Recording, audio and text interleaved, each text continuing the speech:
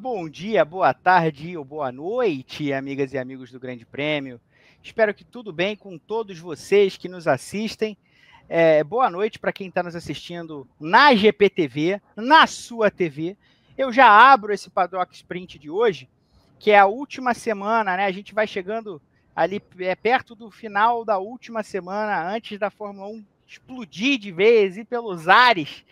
Então eu já vou pedir para vocês deixarem seu like, é muito importante que vocês deixem seu like aqui, quem está vendo, claro, no YouTube, o like no nosso vídeo, o like no canal do Grande Prêmio, compartilhar, dar o share, o famoso share aqui no Paddock Sprint, levar para todos os cantos da internet e deixar o seu engajamento, seu comentário, isso é muito importante, sim, senhores e senhoras, para que mais gente receba o conteúdo do Grande Prêmio.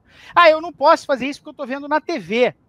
Bom, se você está assistindo ou lá no canal 702 da LG ou no canal 1011 do TCL, você faz o seguinte, espalha a palavra do Grande Prêmio, diz para mais gente que nós estamos na TV, onde você está encontrando o Grande Prêmio na TV, e também fala para o pessoal aproveitar e deixar o like lá no YouTube, que é muito importante. Beleza?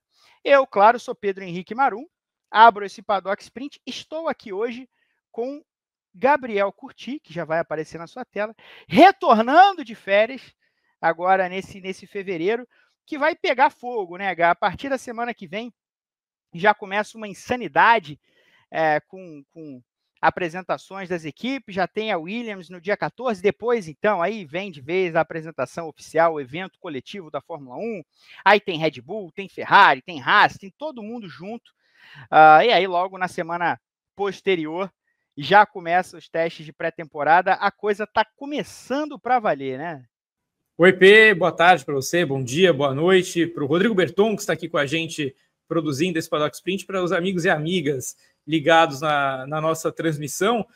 Estamos nos últimos dias aí de calmaria, na Fórmula 1, realmente, a partir dos próximos 10 dias para frente, o negócio começa a pegar fogo, a apresentação oficial de carros, a apresentação coletiva de pinturas, os testes da pré-temporada, e acho que principalmente...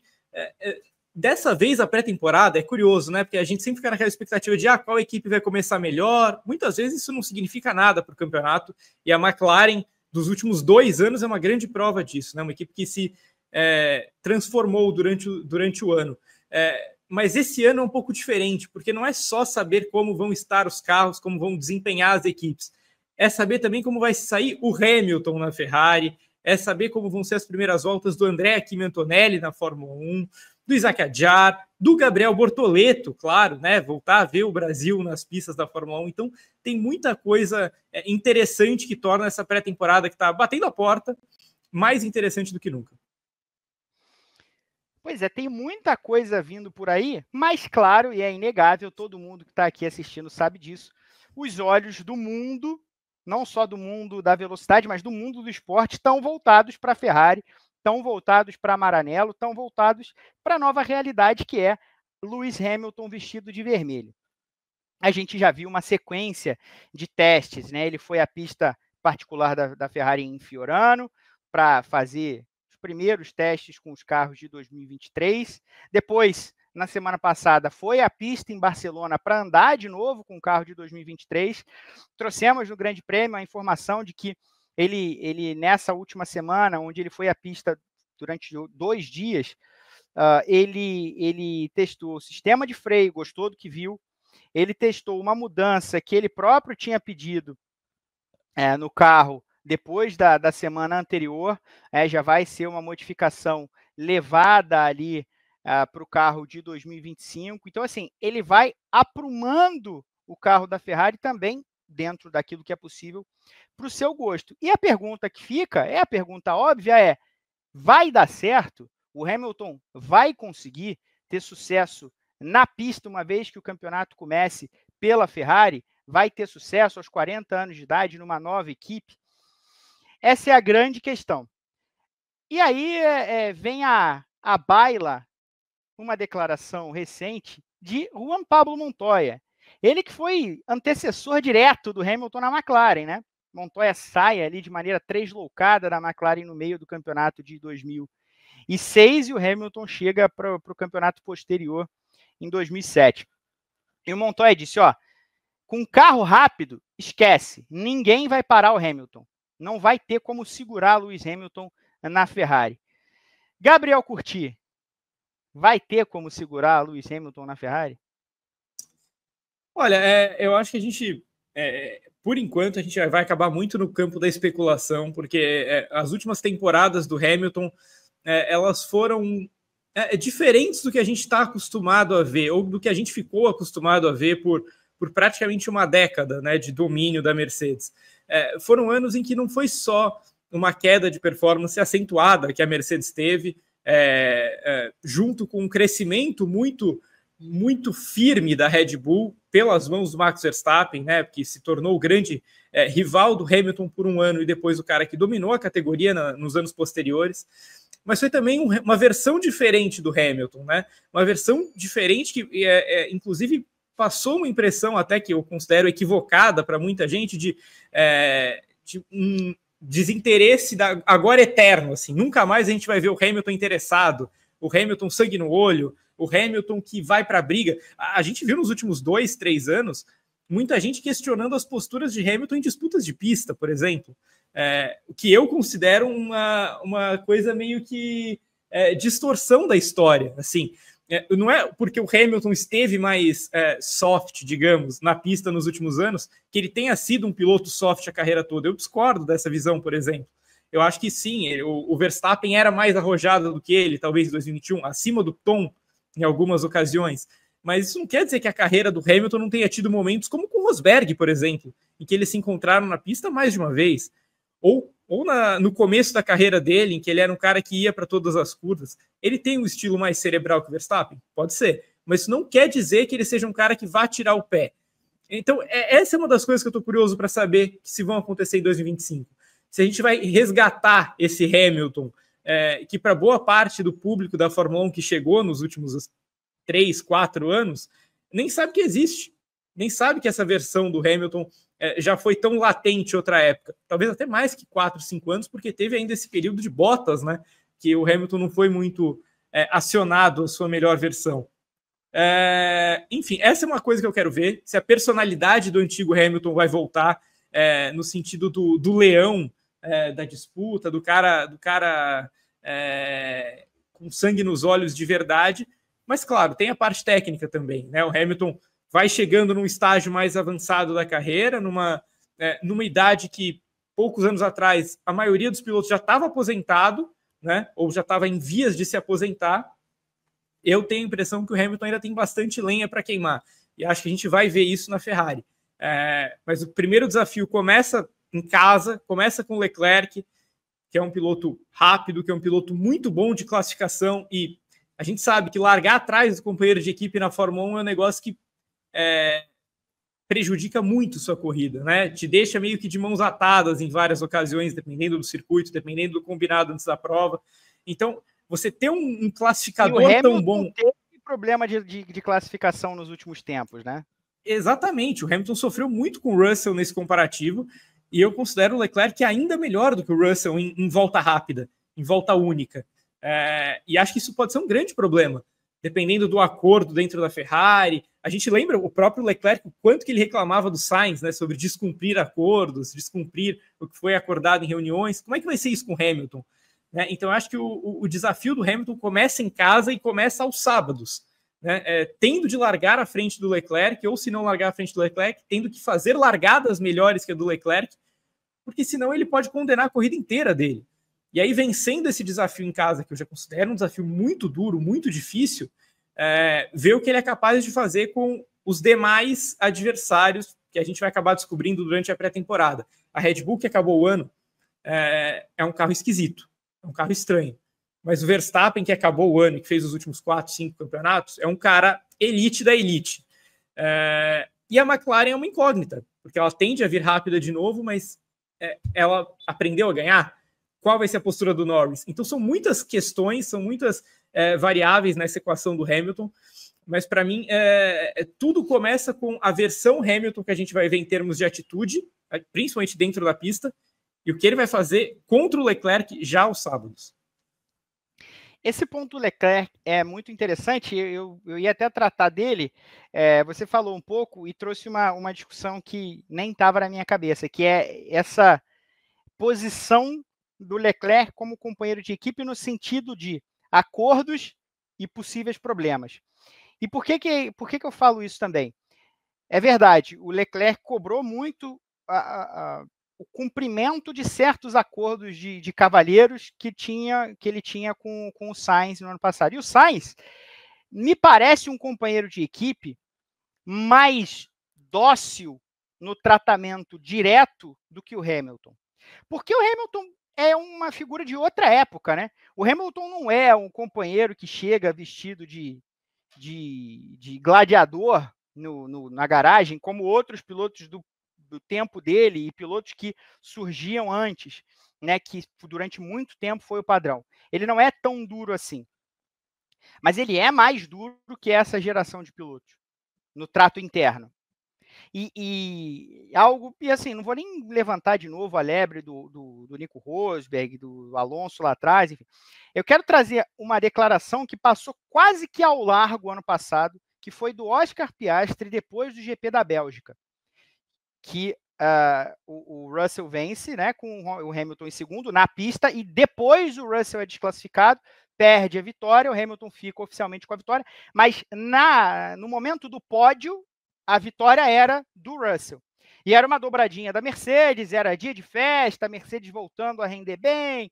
Naquele momento, a Mercedes estava rendendo muito bem, tinha já vencido na Áustria, tinha vencido, o próprio Hamilton vencido com muita moral na Inglaterra. E aí, a dobradinha na Bélgica seria o motivo de alegria. E depois o Piastri falou, na salinha do pódio, só estávamos nós três, e o clima era um clima de fim de festa, era um clima horrível. Era um clima horrível. Então, assim, a gente precisa tomar cuidado quem são os personagens da pista e quem são os personagens das redes sociais, os personagens das atitudes importantes fora da pista. Mas na pista, o Hamilton não é um companheiro assim tão dócil. E como ele vai lidar com um companheiro de equipe que ele, numa situação que ele nunca pegou, né? Um cara, ele teve com o Rosberg só, na verdade. Mas assim, um cara que é experiente na equipe, um cara que é muito mais novo que ele, que não era o caso do Rosberg, né? Era um cara da mesma geração, da mesma idade, inclusive, que conhece aquele carro muito bem, que já venceu muitas vezes com aquele carro, que já conquistou muitas poles com aquele carro, que já brigou pelo título por um momento com aquele carro.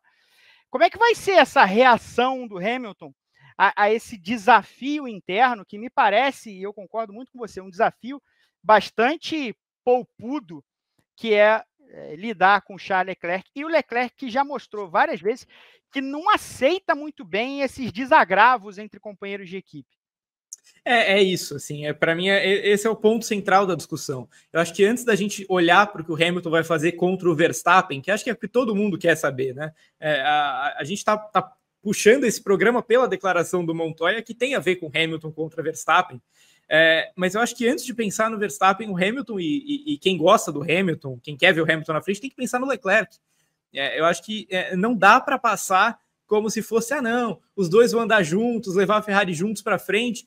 Pode até ser, mas em algum momento o rompimento vai ter que acontecer. Quem acompanha aqui a gente sabe que a gente já falou inúmeras vezes que companheiros de equipe que se dão extremamente bem, tem alguma coisa errada. Ou a equipe não está extremamente bem, ou a relação vai acabar em algum momento. Não tem uma outra saída. Não tem uma saída paz e amor para uma equipe dominar o campeonato e acabar em primeiro e segundo. Não existe isso. Não faz parte da personalidade do piloto, da personalidade de um campeão, de um vencedor em Fórmula 1. Não faz parte. Então, o Leclerc lembra aquela história do Vanderlei Luxemburgo, Gado? Não pertence ao futebol, não pertence à Fórmula 1.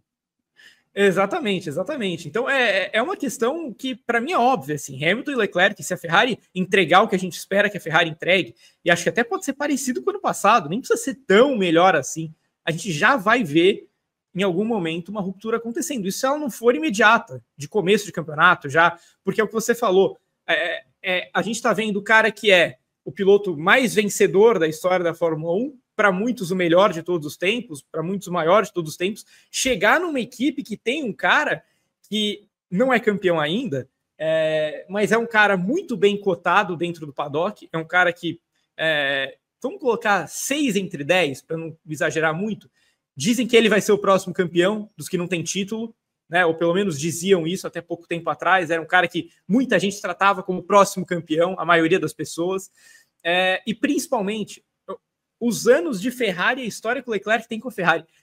Eu não quero aqui comparar diretamente o Hamilton com o Vettel ou o Raikkonen, mas indireta ou diretamente, o Leclerc meio que aposentou o Raikkonen e o Vettel na Ferrari, se a gente for analisar o todo. Então não é qualquer coisa, não é um piloto que caiu de paraquedas ali, não é um cara que acabou de chegar, é um cara que tem muito prestígio dentro da Ferrari, teve com gestões diferentes dentro da Ferrari o mesmo prestígio, e acho sim que no começo de temporada, no começo de trabalho, ele vai ser muito ouvido dentro da Ferrari ainda.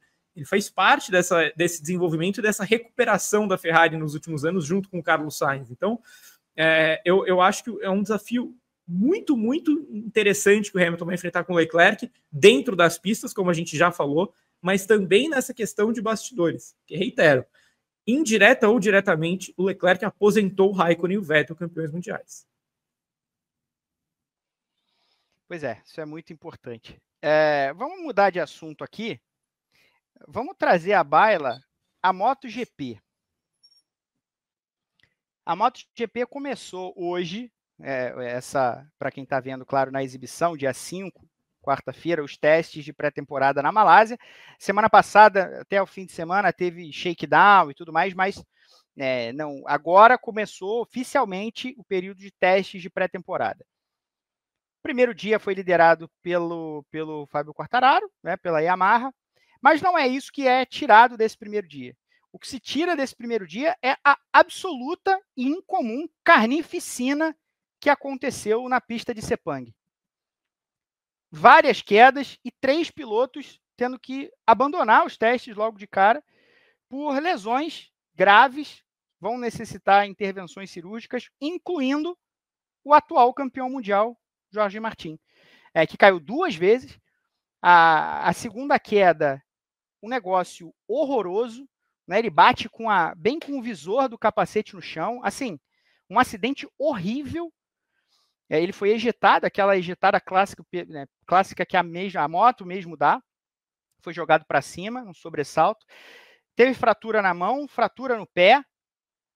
O Raul Fernandes, que também se machucou ano passado nos testes de pré-temporada, também teve fratura na mão e fratura no pé com uma queda.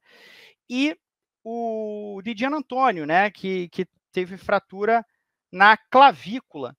Então, assim, uma sequência totalmente antinatural de fatos, muitas quedas, 3 pilotos que vão precisar abandonar o teste para se tratar cirurgicamente, muito trabalho lá em Barcelona para o doutor Xavier Mir, né, o mago da MotoGP.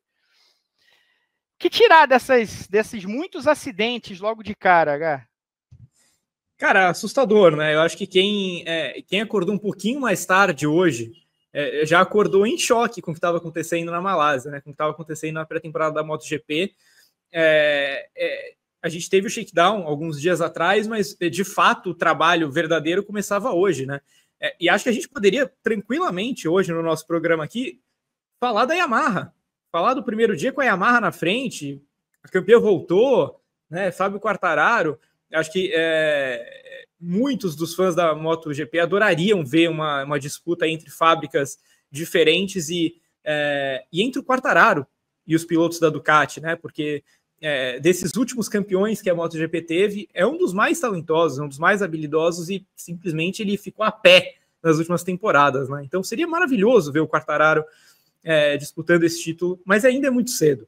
E aí os holofotes foram completamente para outra direção, foram completamente para esses acidentes, e eu acho que os 3 casos são casos importantíssimos de lesões que a gente tem, que a gente vai ter que descobrir ainda o tempo de recuperação.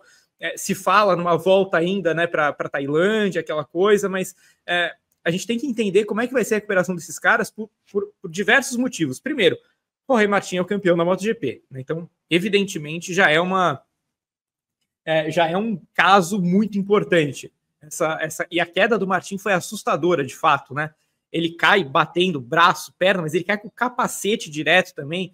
A primeira coisa que eu pensei quando ele caiu foi, ele teve uma concussão, né? A primeira coisa que eu imaginei tinha sido essa, né? A gente que gosta tanto de futebol americano sabe que essas batidas no solo desse jeito são muito perigosas. Então, Gá, eu acho quase impossível que ele não tenha tido uma concussão. Pois é.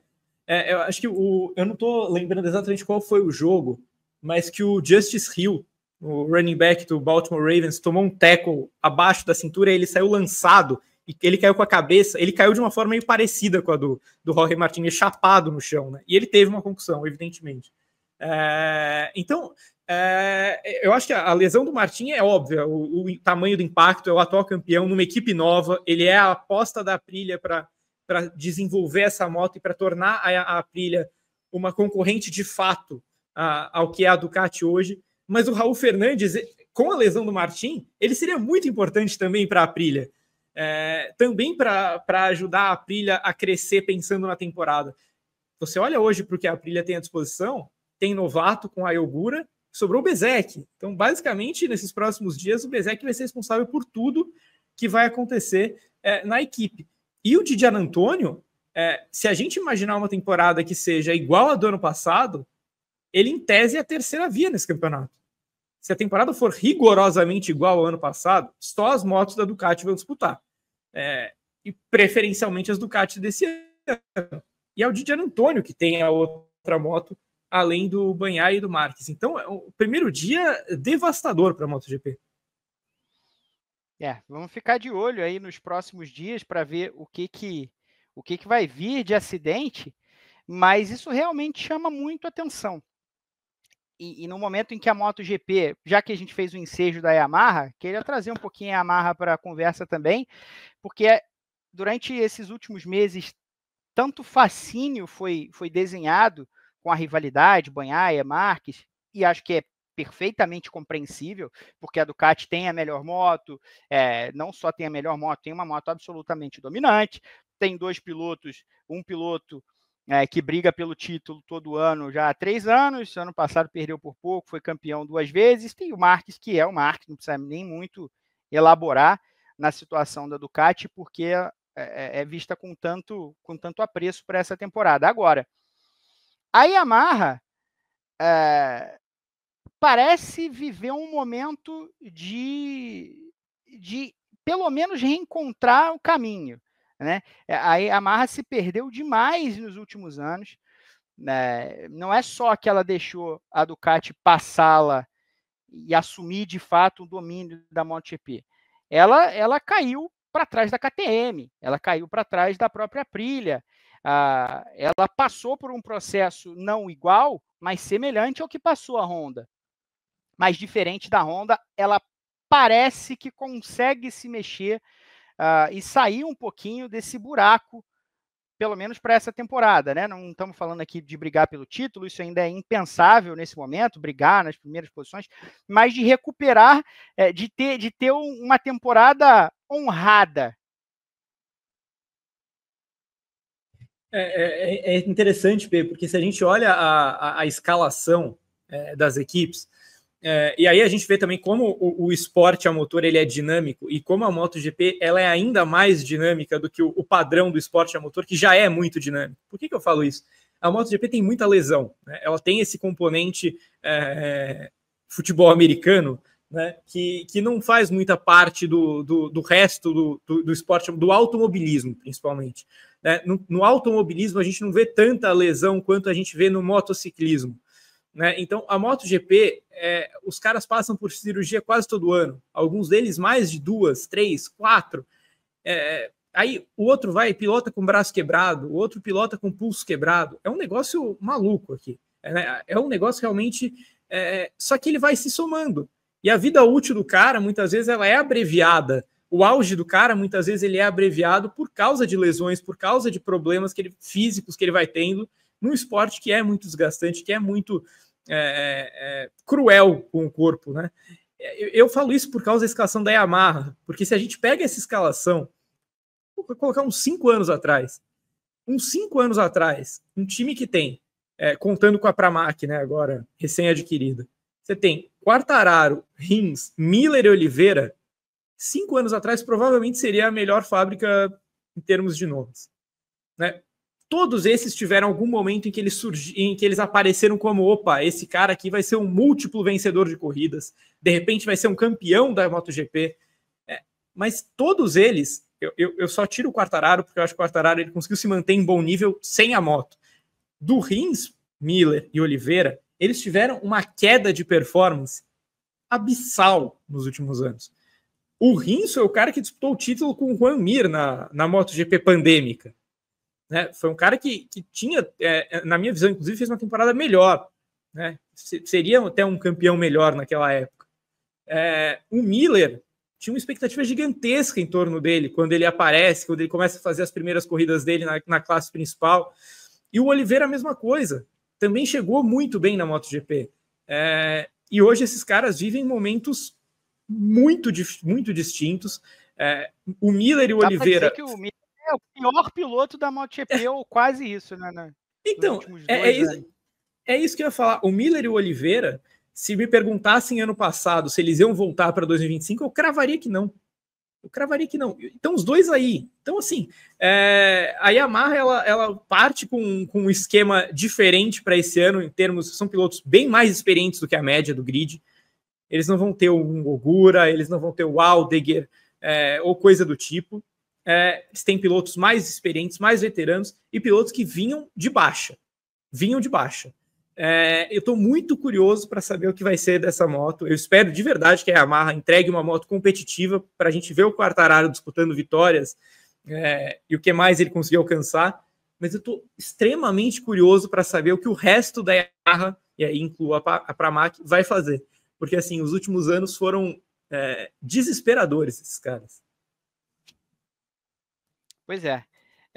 Muito aguardo para o que vem aí na MotoGP, nesse restante de teste, a temporada que começa também. E, claro, convido todos vocês a ficarem ligados no Grande Prêmio ao longo das próximas semanas, porque vai ter toda uma preparação, vai ter programação especial para a apresentação coletiva da Fórmula 1. Em breve a gente vai fazer a especificação aí, vamos explicar direito o que a gente vai fazer, mas aquela cobertura que vocês já conhecem, no site também, com textos de todas as equipes, tudo explicadinho, tudo que a gente viu, tudo que a gente vai ver, e aí a pré-temporada. E a pré-temporada vai ser aquela semana de muito trabalho e de muita atenção à Fórmula 1, que vai acontecer lá no Bahrein, antes, claro, do campeonato partir na Austrália no mês que vem, e evidentemente você vai acompanhar tudo com a gente ao longo de todo o ano. E antes disso, tem Fórmula E na semana que vem, tem transmissão aqui para o pessoal que está no YouTube, transmissão só no YouTube. Logo no fim do mês de fevereiro vai ter o WEC, tem a abertura do campeonato, os 1.412 quilômetros 1.812 quilômetros do Catar. Tem lá em fevereiro também, ou melhor, em março já tem 12 horas de Sebring. Então, movimentação do esporte motor já de vento em popa. Claro, eu quero, antes de encerrar aqui, lembrar vocês que a gente lançou o nosso clube de membros, o Grande Prêmio, que vem recheado de benefícios. Então, olha aí, na tela você já vai vendo. Temos o clube de desconto. Os assinantes vão ter acesso a conteúdos exclusivos, novo Paddock Sprint só para quem é assinante, e o clube de desconto vai dar muitas vantagens, e olha, em loja de vestuário, em farmácia, em loja de artigos esportivos, temos aulas de inglês, fitness, pilates, telemedicina, assistência técnica remota de TI, e muito mais. Vai daí adiante. Tudo isso para você garantir uma experiência completa e diferenciada que a gente vai levar até você no mundo do esporte a motor. Então, você aponta o seu celular para o QR Code que está aí na tela, ó, o QR Code na sua tela, e aí escolha o seu plano. Pelo plano Poly, você vai pagar R$ 9,99 ao mês. Pelo plano Hat Trick, você vai pagar R$ 29,99 ao mês. E pelo plano Grand Chelem, R$ 69,99 por mês. E aí você vai ver aí no QR Code o que você ganha direito a cada plano. Mas a gente tem muita coisa para você. Tudo certo? Então, eu agradeço a todo mundo que acompanhou esse Paddock Sprint com a gente. Agradeço a Gabriel Curti nos comentários. Bem-vindo de volta das férias. Eu agradeço a Rodrigo Berton, que fez aqui a nossa produção. E voltamos no momento mais oportuno, mas tem Paddock Sprint amanhã. Não perca aqui no Grande Prêmio, tanto na sua TV, na TCL 1011 e na LG, lá no canal 702, quanto no YouTube. Até mais!